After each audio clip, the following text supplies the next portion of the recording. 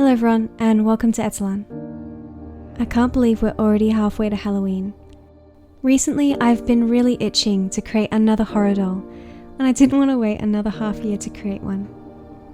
To those unfamiliar with my channel, you might not know that I'm quite a lover of all things horror and thriller, as well as Monster High and figures. A couple of months ago, Monster High released a premium Stephen King range for both Pennywise and the Shining twins. And oh my goodness, I wanted those dolls so bad. Stephen King is such a staple in the horror genre, so adding those dolls to my collection was a must. Unfortunately, I ended up not getting them. I missed out on both the drops. While I was disappointed, missing out on those dolls has really inspired me to create my own Stephen King inspired doll. And with this, I'm going to be creating my very own Pennywise from one of his most famous books, It. Before we get started, make sure to hit that subscribe button, like the video if you like it, and comment for engagement. I truly would appreciate it so much, and it really helps out my channel. With all that being said, let's get started. The doll that I'm going to be customizing and creating my Pennywise from will be a Spectra doll from the Monster High range. With her translucent vinyl and gaunt cheeks, I felt she was a perfect base to work off. This doll, however, is just an example of what the doll looks like before being customized. For this project, I'm actually going to be going to my spare parts bin, and will be a Franken doll of sorts.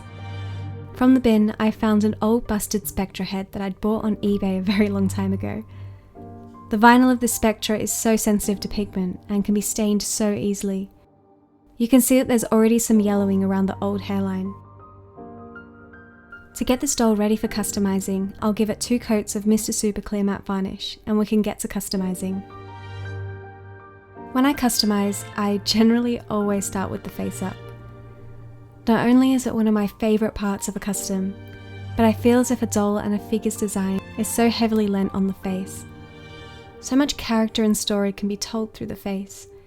So it's always fun to just grab a cup of tea, put on a show, and create for hours and hours. With my Faber-Castell watercolour pencils, I'm going to start mapping out the face. Going against what I would recommend, I start with a red. If I'd goofed up at this point, I would stain the vinyl. So if you yourself are looking at customizing, or you're already on your customizing journey, I would highly recommend starting out with a lighter colour to give yourself room for mistakes.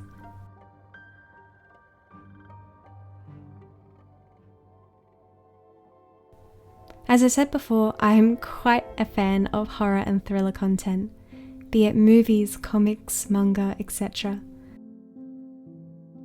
For this doll, I decided to draw on that interest and draw inspiration from different horror media to give this Pennywise my own personal touch. Developing this doll's new face, I wanted to make sure I was giving off a very Stephen King aesthetic. To do this, I decided to hop over and take inspiration from one of his other recognised works and give this doll what is known as a Kubrick stare. The Kubrick stare is a popular film technique used by director Stanley Kubrick, who has adapted 1 or 2 of Stephen King's novels to film. This technique is a fantastic way of developing a sense of unease to his characters. The basic idea is to have the subject's face tilt downwards, then have them look up through their eyebrows towards the camera, but to look with an almost glassy-eyed or 1,000-yard stare. Doing this can give the character so much depth through physical storytelling, to show, for instance, the descent into madness of Jack from The Shining, or the calm rage of David in 2001: A Space Odyssey.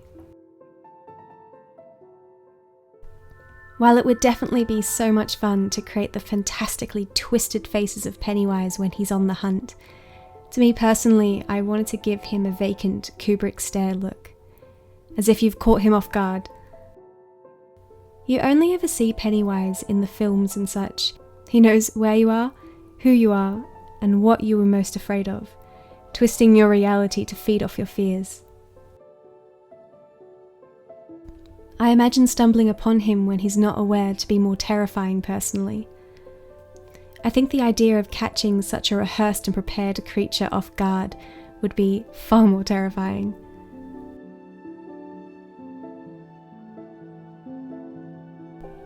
When I was developing the face, I went really heavy with the eyeshadows. As this is a 3D model, I really had to work with the perspectives. When Pennywise stares, he will stare through his eyebrows. His brow bone will almost completely cover all his eyelids. While this will work through a 2D perspective, unfortunately I'm working in the 3D realm, so while it might look great from the front, it would look not so great from the sides. To rectify this, with grey eyeshadows and a white pencil, I'll add loads of shadows around the brow bone to highlight the skin and give wonderful darkness to those areas. The colours I'm using here are grey and a medium brown. No reds though, no reds at all. We'll go in with the reds later, but this is all just shadows and the griminess that needs to be coming from the skin. For Pennywise's iconic mouth lines, I'll prep the design with a peach colour, so if I goof up any of the lines, I don't stain the vinyl. I made the mouth lines more angular for my design. I don't know why, I just thought it looked quite nice and a little bit different. Once I was confident with the symmetry of the peach lines, I go in with a red. I decided against having the lines start again on the eyelids, instead starting again on the eyebrows. I felt doing this gave off kind of demon horn vibes. Once I was happy with how the mouth lines looked, I emphasized the shadows of the actual mouth to give a slight smile.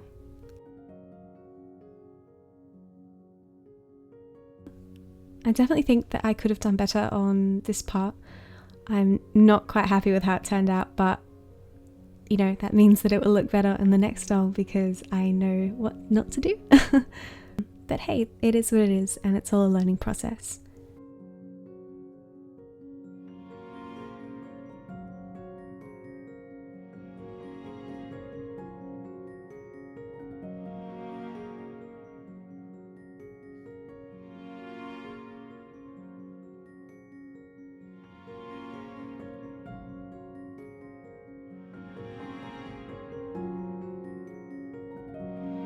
Off camera, I had added some white into the lines, and with the intention of glossing that area with some varnish to make the lines look as if they were cut into the skin, but I ended up scrapping that idea and removing it.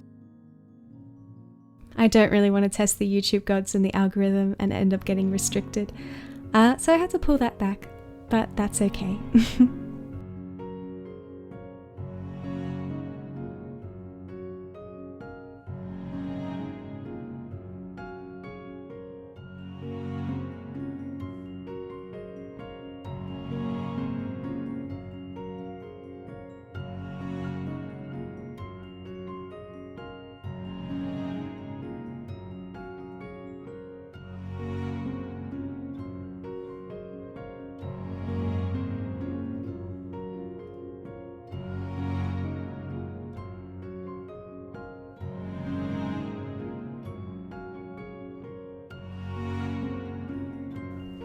Onto the clothes. Pennywise's outfit is really interesting, as it's an amalgamation of various different layers and textures. The clothes would be a tight underlayer of material that would need to be striped with a sewing machine. I would also need to add a ruffle skirt or shorts to the design and finish it all off with a Tudor collar. Freehanding a design and some pattern pieces, I can start creating the outfit.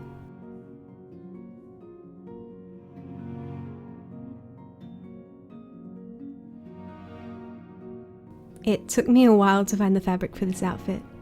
For the fabric, I decided on actually using craft canvas, as the colour and texture made the clothes look stained and old with time.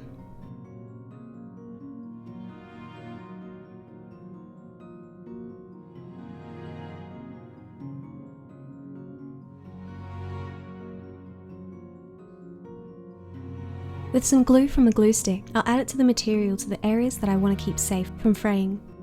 This outfit won't be sealed in most places, so I can have the fabric fray over time, giving a wonderful unkept look.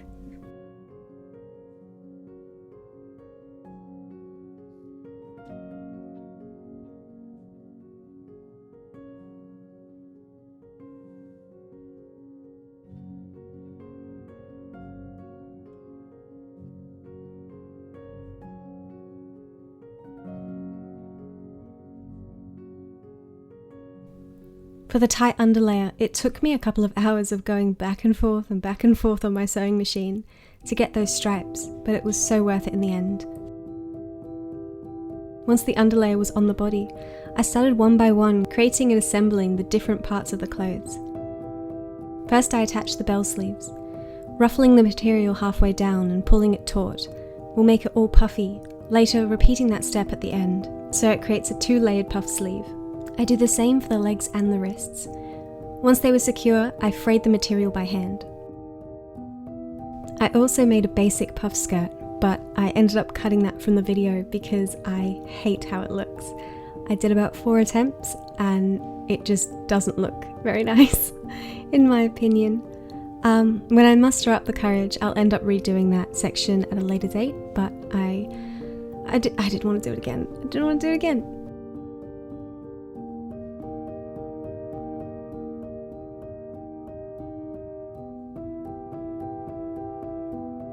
For the shoes, I wanted to go with something very similar to the design of the Monster High Premium Pennywise, which are a repaint of Ivy's shoes from the original Monster High series. I love the look of the mouth and the platform shoes, but decided against just repainting an old pair of shoes, and decided instead to make my own. In ZBrush, I whipped up these ghoulish smiling monster mouth platform shoes and exported them for printing, so let's head out to the garage. Time to prep the workspace. Get those gloves on and a filtration mask for safety. UV resin is highly toxic, so please don't touch it whatsoever if you're not wearing the appropriate gloves. As well, always make sure that you're wearing a filtration mask. Both resin and methylated spirits are highly toxic items, so make sure that you're keeping yourself safe. After a couple of hours, I was able to have my design printed in resin. For printing, I used my Photon Mono X printer that was so kindly sent to me by AnyCubic. Removing the build plate from the machine, I was so chuffed to see the design finally printed, with so much detail. Being happy with how it was printed, I needed to get into cleaning.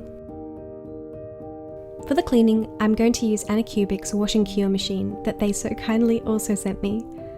Grabbing the giant tub filled with methylated spirits, I place the model in the cage and dunk it into the solution.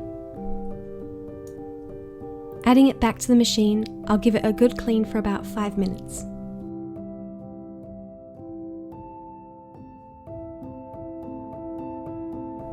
The methylated spirits will remove any excess resin.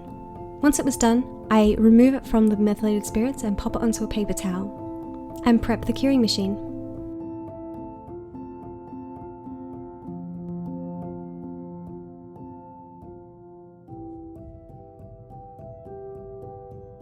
Adding the shiny base, the rotating plate, and my model, it's time to cure the shoe.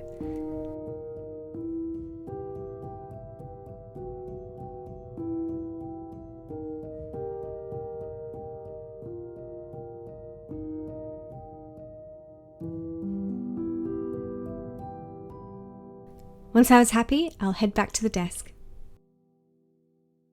Let's get into painting. For the base, I'm going to use Vallejo Silver Grey, and we'll be painting all over the shoe, except inside the mouth. The look I'm going for is disgustingly grimy leather.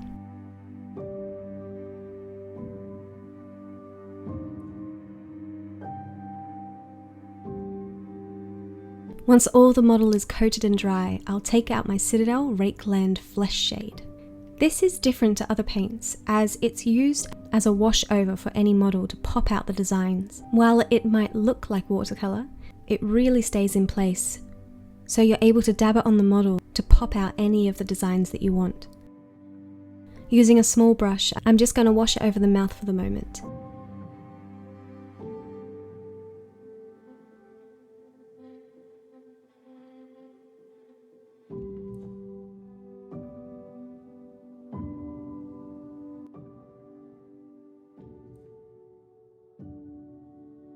Using Citadel's Screaming Skull, I'll do a basic dry brush over the teeth and the roots. While that dries, I'll use some Evil Sun Scarlet for some basic shoe detailing. Once I was happy, I go back to that Rakeland Flesh shade for extra grime. Here I'm just going to wash it all over the shoe this time. but be really blotchy with my application for a disgusting grimy leather. Once I was happy with how it was looking, I'll gloss the mouth with Vallejo gloss varnish so it makes it look like a real mouth. For the application of these shoes, I'll just make some basic socks and also just some little wraps and just wrap it around the shoe. The idea of this is something cringy about wet socks. I feel as if it would be extra terrifying seeing some Pennywise walk around with open-toed shoes having their socks get wet. That's disgusting, and I hate that idea. So it's great for this design. Onto the hair. I was very pedantic with the colour of this doll's hair. Being a ginger myself, I wanted to make sure I was repping the brand, so to speak. I decided on using the third shade of the 4 colours that are in this yarn. Now for application. Brushing the yarn out with a pet brush, I was able to get hair-like fibres. Using craft glue, I'll attach it to the vinyl. The hairstyle I had in mind was a short bob.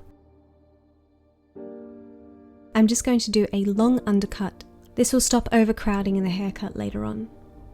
Using a razor and some scissors, I'll start cutting until it's parallel to where the ears would be if they weren't cut off.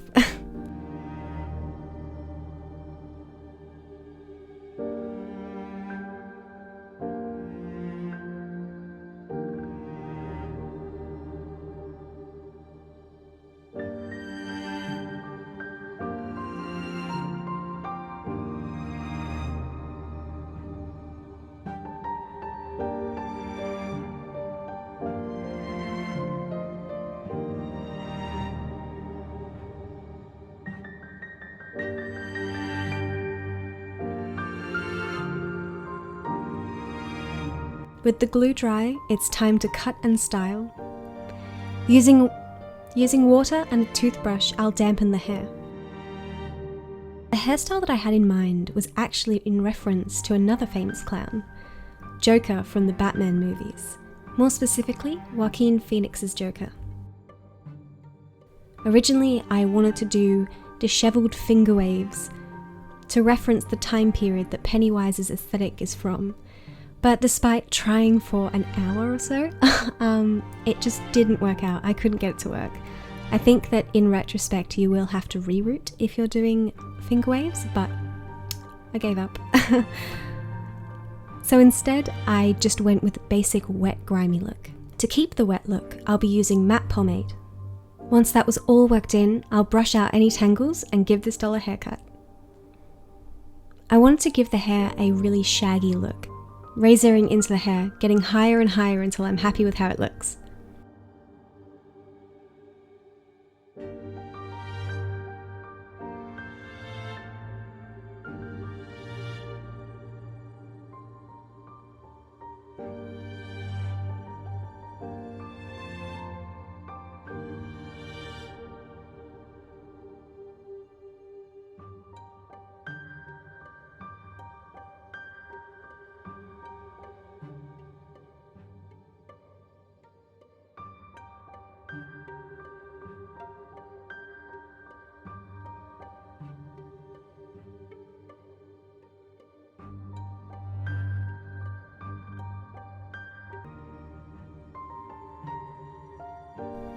A day later, I came back to the head, once the pomade was all set. Here I'm just removing the styling pins. Once I was happy, I added the head to the body and gave the mouth, nose and eyes a layer of Vallejo gloss varnish.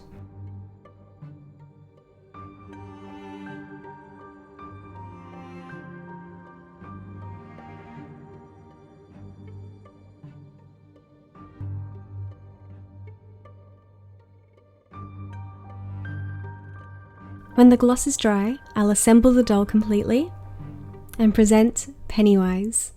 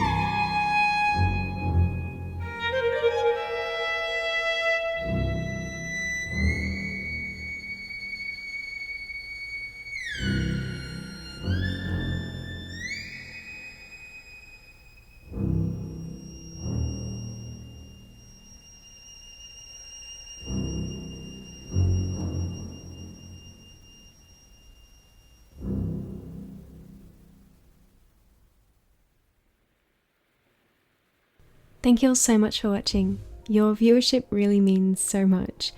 I'm always so grateful for people checking out my work. A huge thank you to my patrons as well for supporting the channel. This all wouldn't be possible without your support. Let me know what you think of this doll and the video in the comments below. If you have any suggestions on what you'd like to see me make in the future, don't forget to let me know in the comments below as well. If you'd like to see more of my work, please subscribe down below. It would really mean so much. With that all being said, I'll see you in the next video.